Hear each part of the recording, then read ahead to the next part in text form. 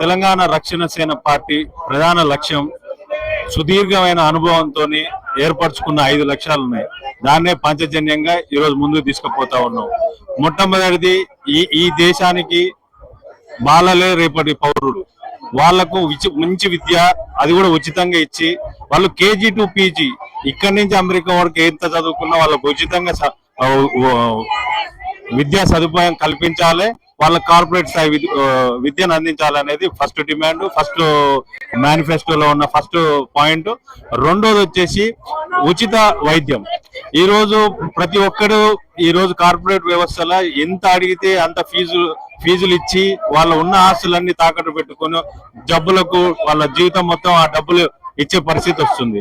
కాబట్టి అది ఉండకుండా ప్రతి ఒక్క చోట గవర్నమెంటే ప్రతి జబ్బుకి అడ్రస్ చేసి ఆ ఫీజు కట్టి వాళ్లకు ఉచిత వైద్యం ఇచ్చి ఈ తెలంగాణని ఆరోగ్య తెలంగాణగా చూడాలనేదే రెండో డిమాండ్. ఇంకొకటి మహిళా సాధికారత. మహిళలకు కూడా 33% రిజర్వేషన్ ఇచ్చి వాళ్ళకి అన్ని విభాగాల్లో వాళ్ళకు సంక్షేమమే కాకుండా వాళ్ళ రక్షణ కూడా ప్రధాన ఎజెండాగా కవితక్క లక్ష్యం. అదే ఎందుకు ఒక స్త్రీనే సీఎం అయింది అనుకోండి, ఇంకొక స్త్రీకి ఎంత కట్టుదిట్టమైన భద్రత ఏర్పరచగలదో తనకు మాత్రమే తెలుసు. కాబట్టి అది మూడో ఎజెండా. నాలుగోది సామాజిక తెలంగాణ.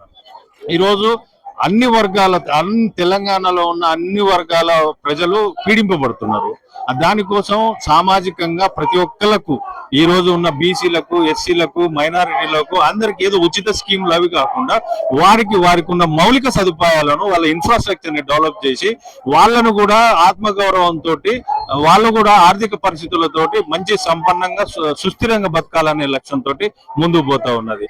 ఐదోది వచ్చేసి ఈ రోజు తెలంగాణలో రైతు లేనిదే దేశం లేదు, రైతు లేనిదే రాజ్యం లేదు.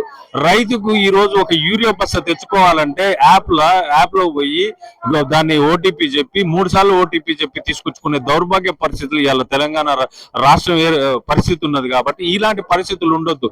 ఎన్ని ఎకరాల భూమి ఉంది, ఏ రైతు ఏం పండిస్తున్నాడో ముందే ఎండాకాలంలోనే రైతులకు సర్వే చేసి, ఏఓలతోటి అగ్రికల్చర్ ఆఫీసర్ సర్వే చేసి వాళ్ళకి యూరియానా లేకపోతే అడుగు మందా లేకపోతే ఏమేమి కావాలి, ఇత్తనాలు కావాలన్నా అన్ని ముందే ఆయా సొసైటీలలో, రైతు వేదికలలో ఏర్పాటు చేసి వాళ్ళకు కౌన్సిలింగ్ కూడా చేసి వాళ్ళకు గిట్టుబాటు ధరని ఇప్పించి కల్తీ మందులు కాకుండా ఈ దేశాన్ని ఆరోగ్యంగా ఉంచడానికి ఒక మంచి సుస్థిరమైన వ్యవసాయాన్ని, ఆరోగ్యకరమైన పంటల్ని పండించాలనే లక్ష్యంతో రైతులకు మంచి ప్రభుత్వం ద్వారా పథకాలు అందించి చేయాలనేదే కవిత దృఢమైన లక్ష్యం.